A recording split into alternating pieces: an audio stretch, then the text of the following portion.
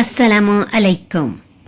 जब जाजा कैलिफोर्निया में था तो फारिग औकात में अपनी तस्वीर को नजमा की छुप कर ली गई तस्वीर के साथ एडिट करना इसका पसंदीदा मशगला था। इन तस्वीर में I love you, you are my life, my heart beat जैसे जैसे जुमले लिखे हुए थे जिन्हें देखते ही इसका दिल फटने को था। या मेरे खुदा, इसने शौक के मारे मुंह पर हाथ रख लिया। आंखों से आंसू बहने के लिए मचल रहे थे, मगर इसे फैसला करना था वो अब आगे क्या करने का इरादा रखती है। जाजा इसकी जिंदगी में आने वाला पहला मर्द था और चाहत ना ही इस हरजाई से मोहब्बत की भीख मांगेगी बल्कि बहुत जल्द इस शाख को काट देगी जिस पर उल्लू बैठे।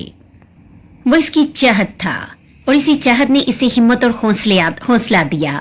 इसने खुद पर जब्त किया कि रोना धोना नहीं मचाएगी कमजोर औरतों की तरह और ना ही इस हरजाई से मोहब्बत की भीख मांगेगी। इसने तेजी से सेल बंद करके वापस सीट पर रख दिया था। इतने में जाजा के लिए ड्राइवर ने गाड़ी का गेट खोला और वो सोबिया को बगौर देखते हुए अपनी जगह पर बैठ गया। जाजा ने सोबिया की आंखों को लाल होता हुआ महसूस कर लिया था, मगर ज्यादा ध्यान न दिया। 3 दिन गुजर चुके थे मगर नजमा के मुतल्लिक कोई इन्फॉर्मेशन नहीं मिल रही थी। वो ढूंढ ढूंढ कर पागल हुए जा रहा था। इस लड़की को जमीन खा गई या आसमान निगल गया था। वो थक हार कर अपने घर आया कि शायद घर से कोई सुराग मिले। नजमा और मोहतरमा अरूसा का पूरा कमरा छान मारा, कुछ हाथ ना लगा। तुम में से किसी ने अगर कुछ देखा या सुना हो तो अभी भी वक्त है, मुझे बता दो, वरना फिर मैं अपने तरीके से उगलवाऊंगा। मलक मेंशन के सारे मुलाजमीन को एक सफ में खड़ा करके वो अपने रोबदार अंदाज में इस्तफसार कर रहा था। मास्टर, एक मुलाजमा सहमे हुए लहजे में बोली। महीब ने आंखों के इशारे से इसे बोलने की इजाजत दी। मैंने मैडम को आखिरी बार आपके रूम में जाता देखा था। और किसी ने कुछ देखा है? इसने फिर सख्त लहजे में पूछा, मगर किसी ने कोई जवाब न दिया, बस सर झुकाए खड़े रहे।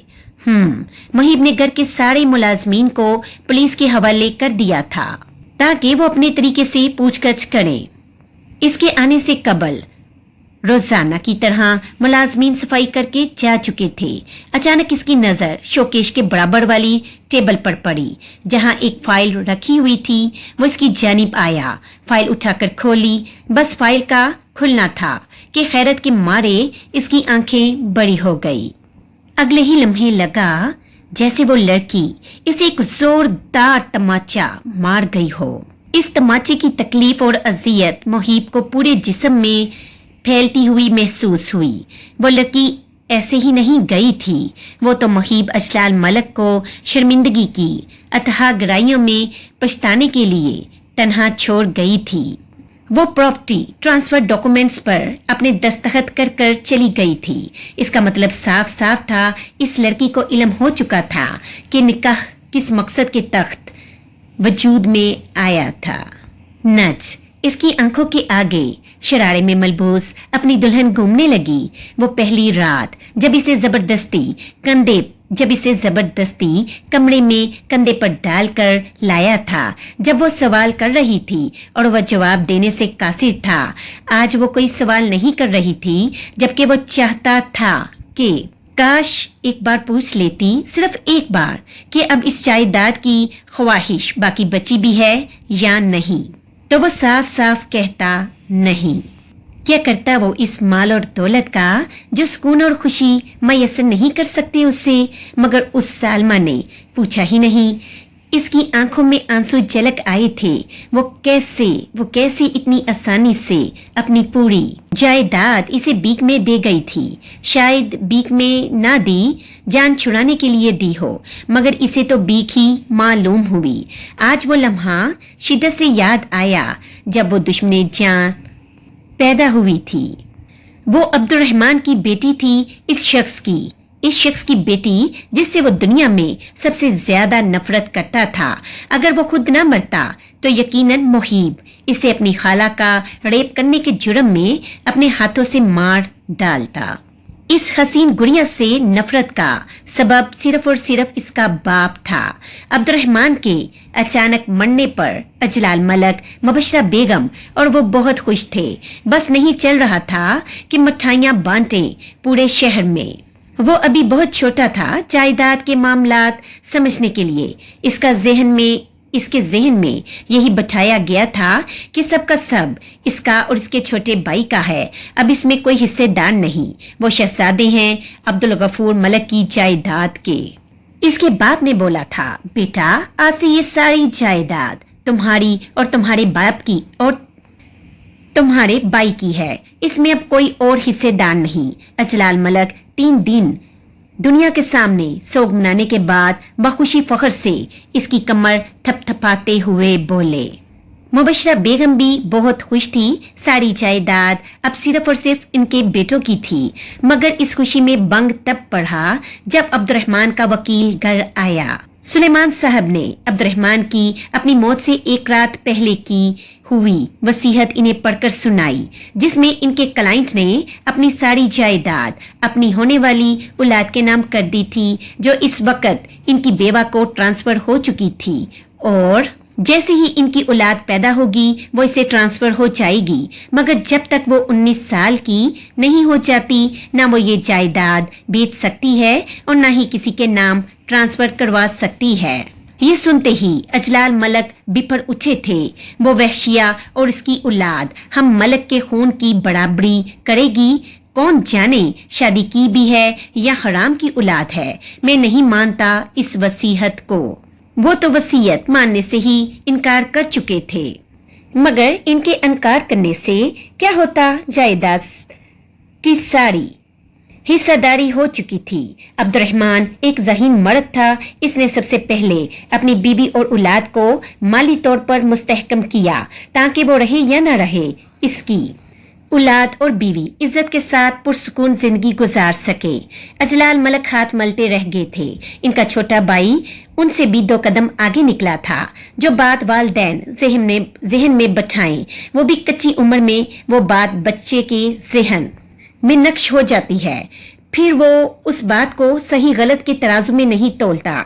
ऐसा ही कुछ इसके साथ हुआ था। इसके जहन में ये बात बैठाई गई थी कि सारी की सारी जायदाद इसकी और इसके छोटे भाई की है, मलक बरादरी के शहजादों की, इसके असल खून की, जिसमें कोई मिलावट नहीं। वो दुश्मन क्यों करना होती। वो हिस्सादार बनी थी, जायदाद की हिस्सादार, हर इस चीज की हिस्सादार जिस पर मुहीब अजलाल मलक के नजदीक सिर्फ इसका और इसके भाई का हक था। वो इंसान के बेस में एक दरिंदा सिफ्त मर्द की बेटी थी। ऊपर से इसकी माँ वहशिया, एक नाचने गाने वाली की औलाद। वो तो बराबरी के काबिल भी ना थी इसकी नजर में, जबकि किस्मत ने इससे हिस्सादारी में ज्यादती नसीब कर दी थी। वो जलता था इससे, इसके नसीब से, जब इसे देखता अपनी खाला के साथ हुआ हादसा याद आने लगता, जिसके सबब नफरत कदवरत बढ़ती गई। हालत तो ये थी कि इसे खुद को छूने के काबिल भी नहीं समझता था। गंदा खून थी वो इसकी नजर में।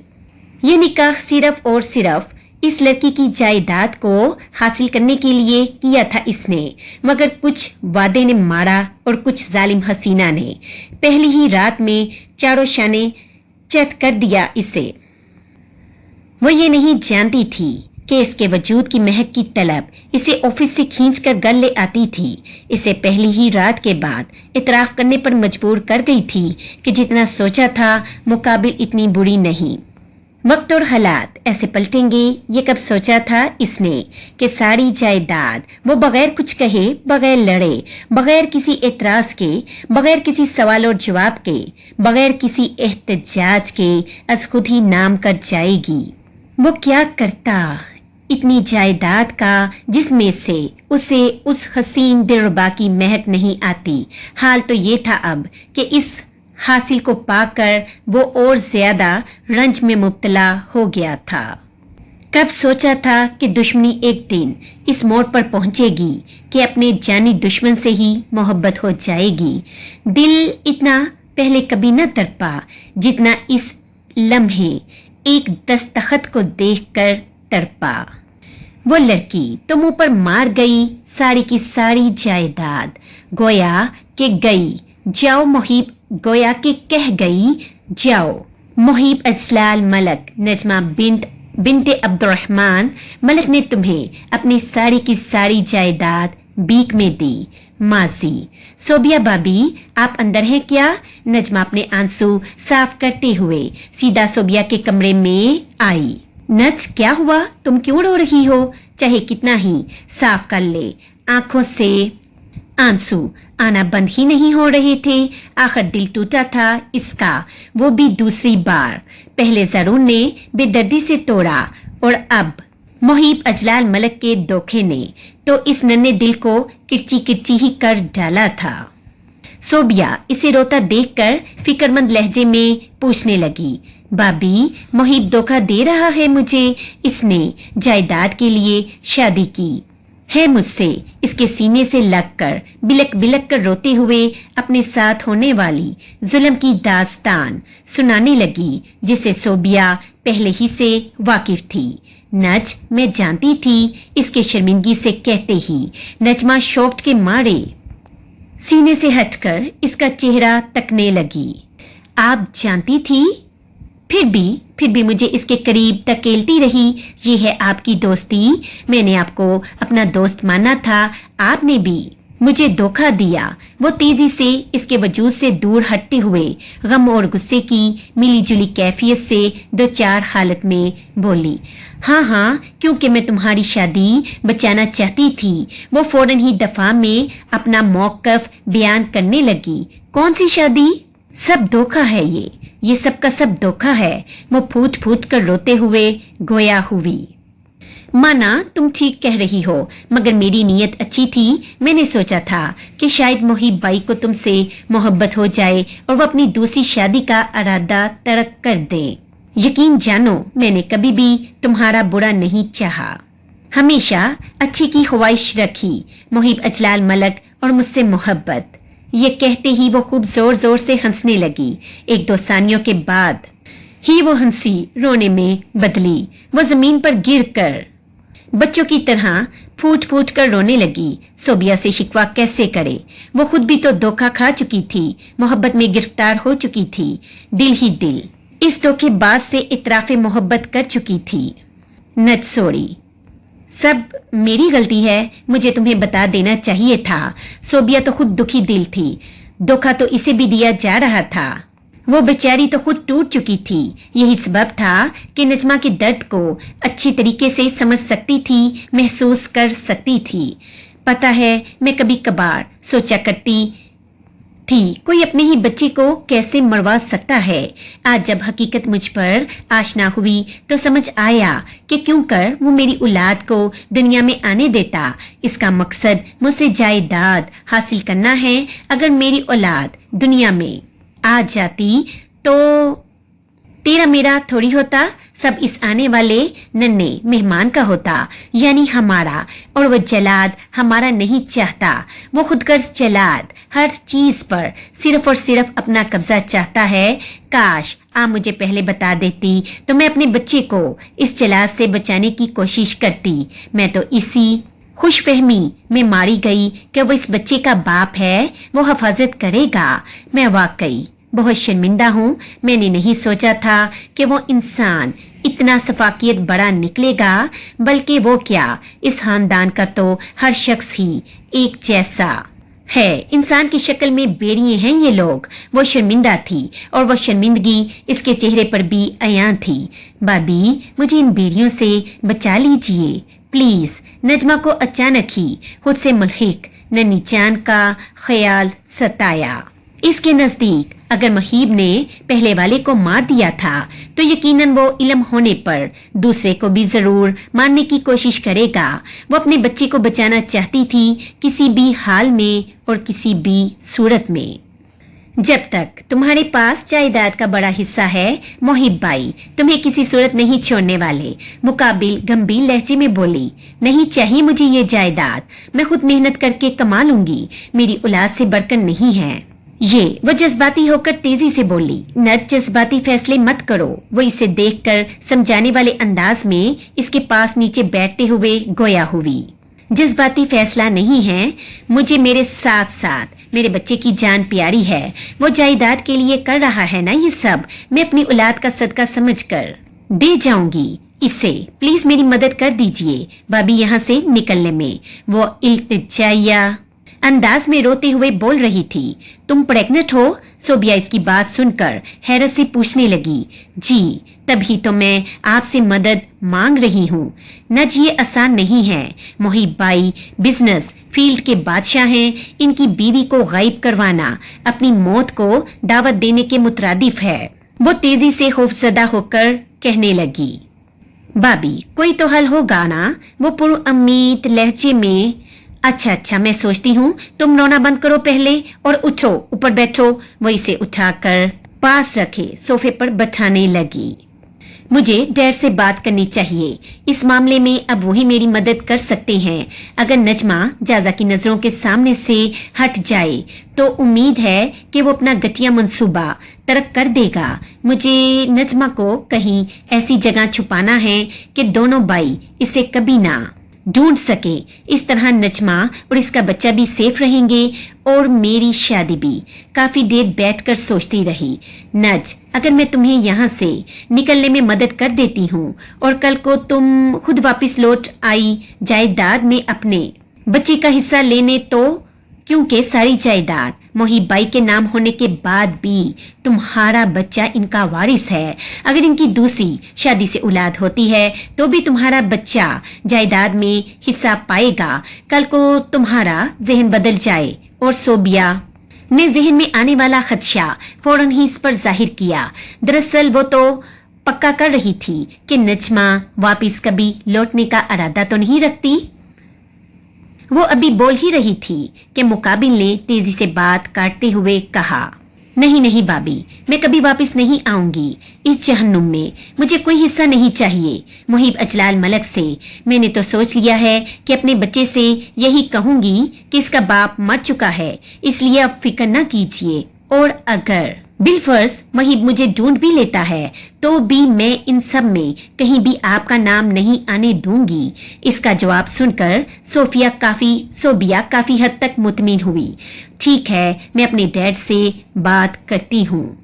सोबिया ने अपने वालिद को कॉल पर दोनों भाइयों के सारे मामला से आगाह किया। डैड, मैं जाजा से बहुत मोहब्बत करती हूँ। मुझे यकीन है अगर नजमा इसके सामने से हट जाए तो मेरा घर बच सकता है, इसलिए प्लीज जरा जल्दी करें अपनी बेटी का घर बसाए रखने के लिए। सोबिया के वालिद मोहिब से दुश्मनी मोल लेने के लिए तैयार थे, ये जानते हुए भी कि ये अमल बाद में जान पर आ सकता है।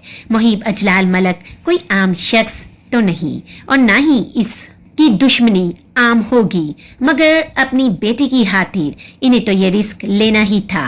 वो अपने बेड पर बैठी सदमे से दो चार हालत में अपने बेड की चादर को तक रही थी। इस हरजाई का दिया हुआ धोखा पूरी तरह तोड़ गया था इसे। हेलो, अचानक खामोश कमरे में सेल की रिंग टोन गूंजी, जिस पर इसने पास रखे तकिए पर से अपना सेल उठाया। सेल पर आने वाला नंबर नया था, इसलिए 2-3 सानियों तक सोचती रही कि उठाए या नहीं। फिर फैसला किया कि रिसीव करेगी। हेलो नज, मैं सोबिया। दूसरी जानिब से फौरी अपना तारुफ करवाया गया। ओह भाभी, आप, ये नया नंबर है आपका? हाँ, अच्छा मेरी बात गौर से सुनो। अभी के अभी हॉस्पिटल जाने के लिए अपनी वालदा के साथ मलक मेंशन से निकलो और हाँ, सारे कीमती डॉक्यूमेंट्स भी ले आना। इसे कहती ही नजमा ने तेजी से कहा, ओके भाभी, मगर आप कहाँ हैं? मैं रास्ते में मिलूंगी तुम्हें। इसने तेजी से कहकर मजीद कोई बात किए बगैर कॉल डिस्कनेक्ट कर दी। अपने डॉक्यूमेंट्स पर्स में रखते वक्त इसके जहन में अचानक ख्याल आया कि मुहीब ने कभी इसका पासपोर्ट और दीगर डॉक्यूमेंट्स क्यों नहीं छीने। क्या इसे कभी ये डर नहीं लाहक हुआ कि इसकी सोने की चिड़िया उड़ भी सकती है? ये बात इसे उलझन में डाल रही थी, मगर इसके पास अभी वक्त न था इन सब बातों को सोचने का। बेटा, अच्छी तरह सोच लो, क्या तुम वाकई सब कुछ उस मुहीब को यूं ही दे जाओगी? میں تو کہتی ہوں ایک بار پھر سوچ لو. ہم پولیس کے پاس جا سکتے ہیں. تمہارا حق ہے اس جائیداد پر جو تمہارے ڈیڈ نے تمہیں دیا ہے. یہ ظالم کچھ نہیں کر سکیں گے. ہم لے لیں گے تمہاری حصے کی ساری جائیداد اور ہمیشہ کے لیے الگ ہو جائیں گے ان ظالموں سے. محترمہ عروسہ اس کے فیصلے سے بالکل بھی متفق نہ تھی. دولت اور محبت کا کوئی مقابلہ نہیں ہو سکتا. وہ محبت کر بیٹھی تھی اس لالچی مال اور دولت کے خرید سے. وہ دل جلی تھی. اسے اس دولت کی خاطر 2 آدمیوں نے دھوکہ دیا. دونوں ہی وہ جنہیں اس نے ٹوٹ کر چاہا. مگر دونوں کو وہ کہاں پیاری تھی. انہیں تو عشق تھا مال اور دولت سے. ضرور نے اسے امیر بننے کے لیے چھوڑا اور محیب نے اس سے صرف اور صرف جائیداد حاصل کرنے کے لیے شادی کی. اسے اپنا آپ فضول اور بے معنی لگ رہا تھا. وہ ٹوٹ چکی تھی, بکھر چکی تھی, بس کہیں دور چلی جانا چاہتی تھی. اتنی دور کہ محیب اسے کبھی ڈھونڈ نہ سکے. اسے مال اور دولت سے کوئی لگاؤ نہ تھا بلکہ اب تو نفرت سی ہونے لگی تھی. نہیں موم, اس چلاک نے اس جائیداد کے لیے مجھ سے شادی کی تھی. اس کی وہ ساری محبت جو مجھ پر وہ دن رات نچھاور کرتا تھا صرف اسے حاصل کرنے کے لیے. آپ کو پتا ہے جب میں یہ سوچتی ہوں نا تو میرے سینے میں آگ لگ جاتی ہے. میں 1000 موتیں مرتی ہوں مگر میں مرنا نہیں چاہتی. میں جینا چاہتی ہوں اپنے لیے, نہیں اپنے بچے کے لیے. میں اپنا حصہ لڑ کر حاصل بھی کر لوں تو بھی اس کے ناکام میں رہوں گی. ہر چیز پر اسی کا قبضہ ہوگا. کیا خبر پھر کون سی چال چلے میرے اور میرے بچے کو نقصان پہنچانے کے لیے. میں اس سے نہیں لڑنا چاہتی. میں اب صرف اپنے بچے کے ساتھ پرسکون زندگی گزارنا چاہتی ہوں. مجھے اس چلاک سے بے پناہ نفرت ہے. اتنی نفرت کہ جائز ہو اگر ایک قتل تو اسی کا کروں. میں اپنے بچے کا صدقہ سمجھ کر اسے سب دے جاؤں گی تاکہ وہ جان چھوڑ دے میری. اس نے بڑے لہجے میں جواب دیا.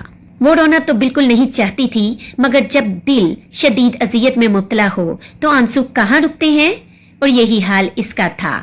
آنسوؤں پر اس دل جلی کا بالکل بھی کنٹرول نہیں تھا. وہ آخری بار محیب کے کمرے میں گئی. یہ لو محیب اجلال ملک, سب تمہارا سوائے میرے. اس نے دستخط کرنے سے قبل ایک بار بھی نہیں سوچا. سائن کرنے کے بعد اداسی سی اس کے چہرے پر چھا گئی. وہ اداسی سے مسکرا دی اور تصور کرنے لگی وہ کتنا خوش ہوگا جب وہ یہ سائن شدہ ڈاکومنٹس دیکھے گا. یقیناً اس کے پاؤں خوشی سے زمین پر نہیں ٹکیں گے. اسے یقین تھا کہ